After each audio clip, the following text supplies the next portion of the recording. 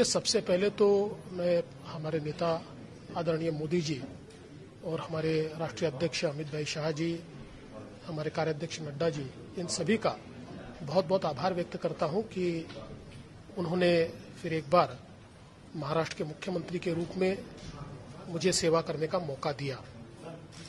मूल रूप से महाराष्ट्र की जनता ने एक बहुत स्पष्ट जनादेश दिया था, किंतु उस जनादेश को नकारते हुए हमारे साथ लड़ी शिवसेना पार्टी ने हमारे साथ गठबंधन करने की जगह दूसरी ओर गठबंधन करने का प्रयास शुरू किया, और जिसके चलते महाराष्ट्र में राष्ट्रपति शासन लागू हुआ।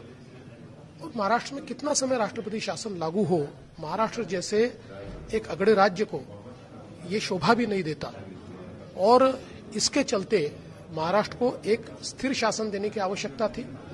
कोई खिचड़ी शासन नहीं, जहां पर 3 ऐसी पार्टियां साथ में आ जाए और कोई सरकार बना दे जो चल भी न पाए।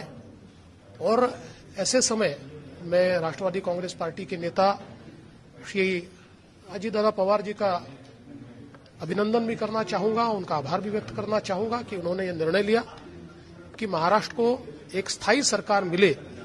इस हेतु से वे भारतीय जनता पार्टी के साथ आएंगे। हमारे साथ में कुछ अन्य लोग भी आए हैं, और इसके चलते हमने हमारा दावा आदरणीय राज्यपाल जी को पेश किया।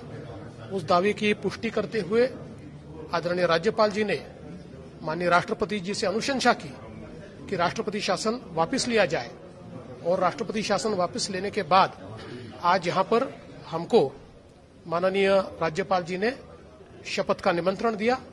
मैंने और श्री अजित दादा पवार, इन्होंने शपथ ली है। मैंने मुख्यमंत्री पद के लिए है, उन्होंने उप मुख्यमंत्री पद के लिए है, और मेरा विश्वास है कि महाराष्ट्र में एक स्थिर स्थायी इस प्रकार की सरकार हम लोग दे पाएंगे। आज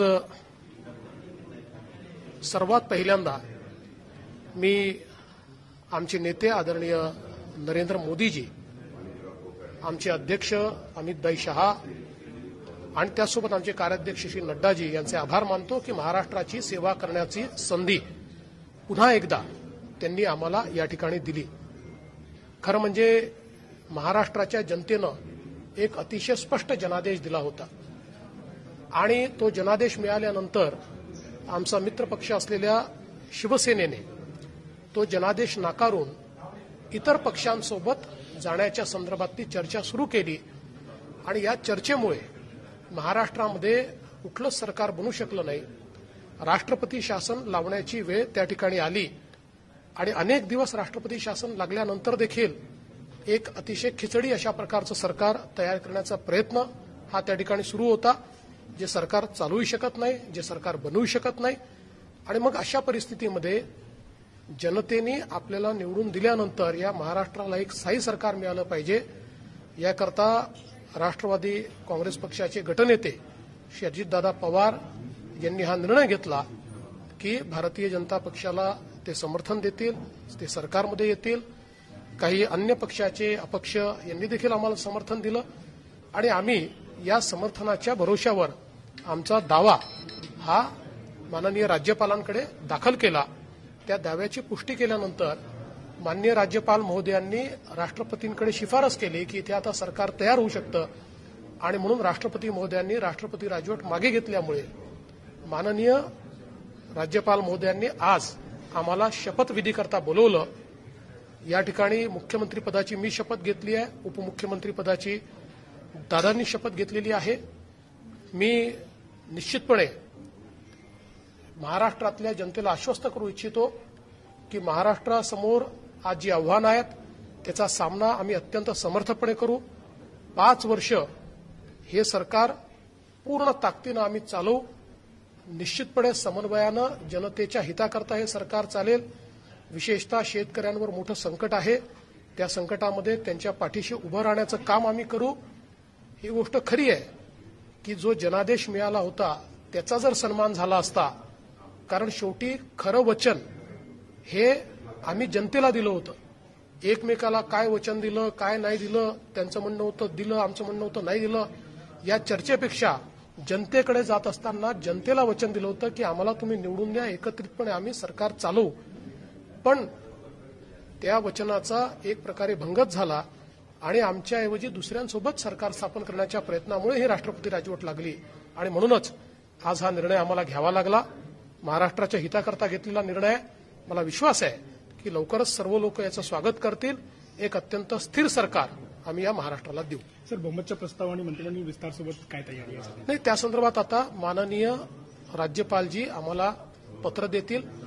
ते पत्र देऊन आम्हाला सांगतील किती दिवसात आम्हाला बहुमत सिद्ध करायचं आहे वगैरे त्या सगळ्या गोष्टी. त्यानुसार आम्ही बहुमत वगैरह सगळं सिद्ध करू आणि योग्य वेळी मंत्रिमंडळाचा विस्तार देखील होईल. सर, हिंदी में भी जानना चाहेंगे ये चीज अधिवेशन को लेकर के और मंत्रिमंडल विस्तार को लेकर कुछ तैयारी फिलहाल है? नहीं, देखिए ऐसा है कि अभी तो राज्यपाल जी हमारा शपथ हुआ है. हमको लेटर देकर पत्र देकर कितने दिनों में हमने बहुमत साबित करना है इसके बारे में हमको चिट्ठी मिलेगी. उसके आधार पर हम निश्चित रूप से अपना बहुमत हमारे फ्लोर टेस्ट में साबित कर पाएंगे. और जहां तक मंत्रिमंडल विस्तार का सवाल है तो उसको भी उचित समय किया जाएगा. Thank you.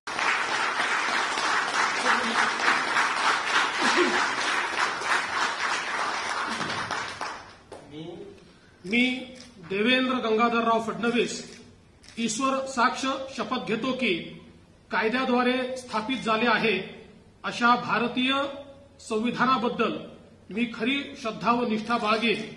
मी भारताची सार्वभौमता व एकात्मता उन्नत राखीन. मी महाराष्ट्र राज्याचा मुख्यमंत्री म्हणून माझी कामे निष्ठापूर्वक व शुद्ध बुद्धीने पार पाडेन आणि संविधान व कायदा यानुसार सर्व तऱ्हेच्या लोकांना मी निर्भयपणे व निस्पृहपणे तसेच कोणाच्याही विषयी ममत्वभाव किंवा आकस न बाळगता न्याय वागणूक देईन. मी देवेंद्र गंगाधरराव फडणवीस ईश्वर साक्ष शपथ घेतो की महाराष्ट्र राज्याचा मुख्यमंत्री म्हणून माझ्या विचारार्थ आणली जाईल किंवा मला ज्ञात होईल अशी कोणतीही बाब असा मुख्यमंत्री म्हणून माझी कामे यथायोग्य पार पाडण्यासाठी आवश्यक असेल ते खेरीज करून एरवी मी कोणत्याही व्यक्तीला किंवा व्यक्तींना प्रत्यक्षपणे किंवा अप्रत्यक्षपणे कळविणार नाही किंवा त्यांच्याकडे उघड करणार नाही.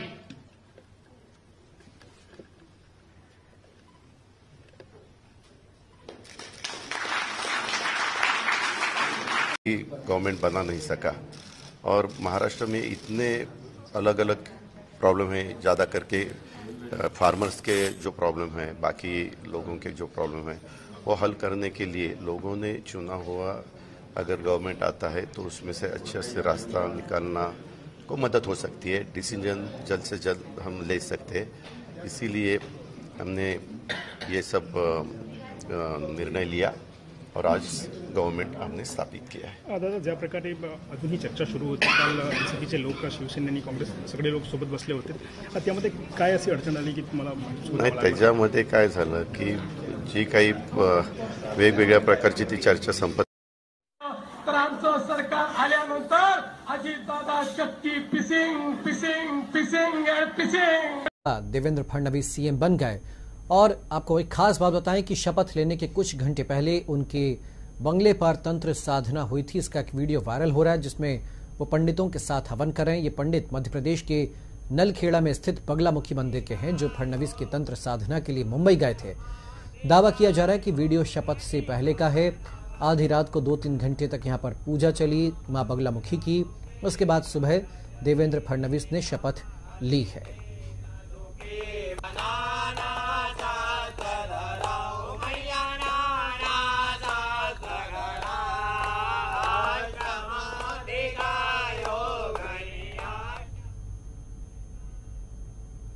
रिश्ते में तो हम तुम्हारे बाप होते हैं, नाम है नरेंद्र दामोदर दास मोदी, अमित अनिल चंद्र शाह,